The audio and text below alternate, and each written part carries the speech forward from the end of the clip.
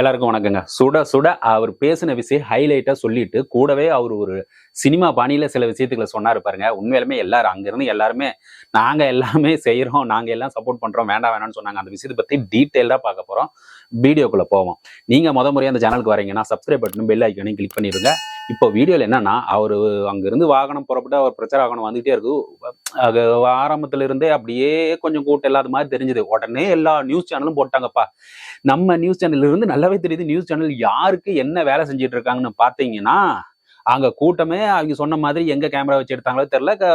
இப்போ ஒரு இடத்துல வந்துகிட்டே இருக்கிறோம்னா, ஒரு ஊருக்கு போகும்போது எல்லா இடத்துலயுமா கூட்டம் இருக்கும், ஜனம் இருந்துகிட்டு இருக்கும்.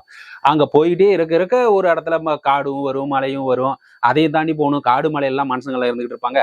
அப்படி இருக்கிற இடத்துல கேமரா எடுத்து வச்சுட்டு கூட்டமே வரல அப்படின்னு சொன்னாலும், என்னடா அது திருச்சியில் இருந்த எழுச்சி இங்க இல்லையா அப்படின்னு சொல்லிட்டு எல்லாம் பேச ஆரம்பிச்சிட்டாங்க, நம்ப ஆரம்பிச்சிட்டாங்க. ஏன்னா டிவி யாரும் பார்க்க கூடாது இல்ல.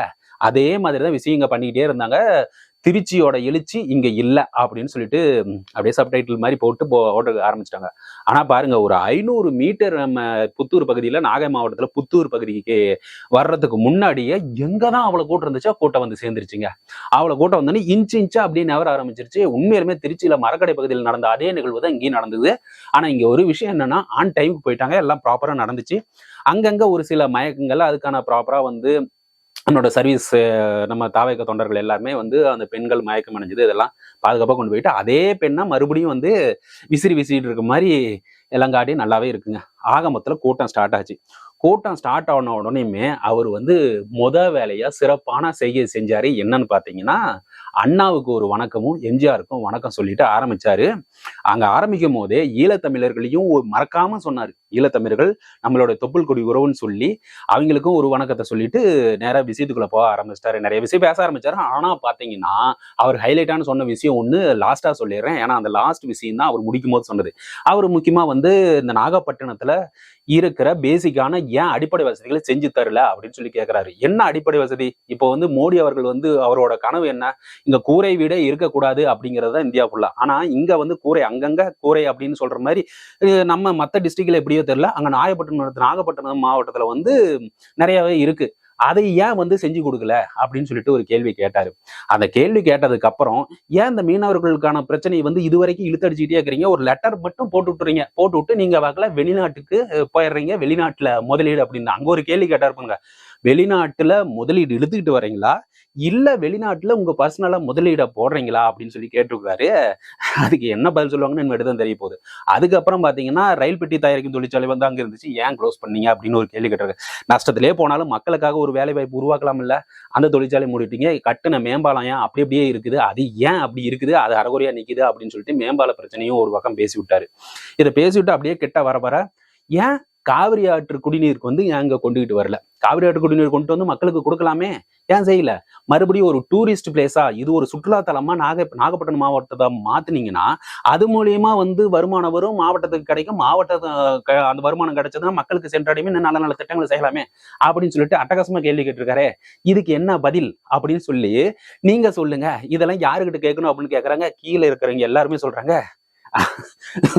யாருக்கிட்ட கேட்கணும், சிஎம் அங்கிள் சார், அங்கிள் அப்படின்னு சொல்ல ஆரம்பிச்சிருக்காங்க. அதுதான் இவரே வாயால சொல்லி நாம பாசமா கூப்பிட்டாலும் அவங்க தப்பா புரிஞ்சுக்கிறாங்களே, அதனால வேண்டாம் சிஎம் சாருன்னு அவர் பேச ஆரம்பிச்சிட்டாரு. சோ ஒவ்வொரு விஷயத்தையும் நறுக்குன்னு கேள்வி கேட்டு விட்டாரு. அந்த விஷயத்தெல்லாம் பேசிட்டு மறுபடியும் அவரு வந்து திருச்சியில நடந்த சம்பவத்தை மறுபடியும் ஞாபகப்படுத்தினாரு. கூடவே பெரம்பலூர் மாவட்டத்துக்கு போக முடியாத சூழ்நிலை வந்ததுக்கு எல்லாத்துக்கும் பெரிய மன்னிப்பு கேட்டார். நான் கண்டிப்பா உங்களை நாடி வருவேன், உங்க விஷயத்தை நான் கலெக்ட் பண்ணுவேன் அப்படின்னு சொல்லிட்டு விஷயத்துக்கு வராரு. ஏன் வந்து எனக்கு மட்டும் இவ்வளவு கடுபடியா கொடுக்குறீங்க? இப்போ உதாரணத்துக்கு, நான் இந்த இடத்த என்னோட சொந்தத்தை, என்னோட அண்ணன் தம்பிய நான் பார்க்க வரேன், எங்களை ஏன் விட மாட்டேங்கிறீங்க? எங்களை வர்றதுக்கு இவ்வளவு ரெஸ்ட்ரிக்ஷன், கையை இவ்வளவுதான் காட்டணும், பஸ் விட்டு வெளியே வரக்கூடாது, இந்த பகுதியில தான் இருக்கணும், என் மக்களை சந்திக்கவே கூடாதா அப்படிங்கிற கேள்வி நறுக்குன்னு கேட்டு விட்டாருங்க. இதுக்கு என்ன சொல்ல போறீங்க சிஎம் சார் அப்படின்னு அவர் வாயாலேயே கேட்கிறாரு. இதுக்கு என்ன பண்ண போற உறுதியா அவரும் சேனலை பார்த்துட்டு இருப்பாரு. அப்படி இருக்கும்போது அதுக்கு என்ன பதில் இருக்க போகுது? ஸோ இந்த விஷயங்களை தாண்டி கேட்டுக்கிட்டே வரும்போது, இவ்வளவு நான் விஷயத்த கேட்கறேன்ல, என்னை வந்து பர்மிஷன் கொடுக்கல, இங்க உட்காராத அங்க உட்காராதுன்னு, அங்க டெல்லியில இருந்து வராருன்னு வைங்களேன், பாரத பிரதமர் மாண்புமிகு ஐயா மோடி அவர்கள் வராரு, அமித்ஷா அவர்கள் வராரு, உள்துறை அமைச்சர் அவரு வராரு. இப்படி வந்து பெரிய சென்ட்ரல்ல அங்க ஆளுகின்ற நபர்கள் இங்க வந்தா நீங்க இப்படிதான் செய்வீங்களா அப்படின்னு ஒரு கேள்வி கேட்டாரு. இதுக்கு என்ன பதில் அவர்கிட்ட இருக்கு? முடியாது. ஏன்னா நீங்க மறைமுகமா அவங்க கூட கூட்டணி வச்சிருக்கிறீங்க அப்படின்னு சொல்லிட்டு அவரே தெளிவா சொல்றாருங்க. இதுக்கு ஆதரவு தெரிவிக்கிற மாதிரி அங்க இருக்கிற தொண்டர்களும் சரி, பொதுமக்களும் சரி, ஆமா ஆமா அப்படிங்கிற சத்தம் வந்துகிட்டே இருக்குது. இவரும் சைலண்டா தேங்க்யூ நண்பா அப்படின்னு சொல்லிட்டு கியூட்டா சொல்லிட்டு போயிட்டு இருக்காரு. சோ இது மாதிரி அடக்குமுறையும் சரி, இது மாதிரி விஷயங்கள்ல என்கிட்ட சொல்ல வேண்டாம். நாங்க மறுபடியும் ஜெயிச்சு வருவோம். நாங்க ஆட்சி கட்டில அமர்ந்த பிறகு பாருங்க மக்களோட வாழ்க்கை தரம் எப்படி மாறப்போகுது அப்படிங்கிற விஷயத்த வரிசையா அது சொல்லிக்கிட்டே வர்றாரு. அப்புறம் இப்படி சொல்லிட்டே வரும்போது ஏன் வந்து இந்த சனிக்கிழமை மட்டும் சனிக்கிழமை இவர் சந்திக்கிறாரே, சனிக்கிழமை சந்திக்கிறதோட நோக்கம் என்ன அப்படின்னு சொல்லி கேட்கறாங்க.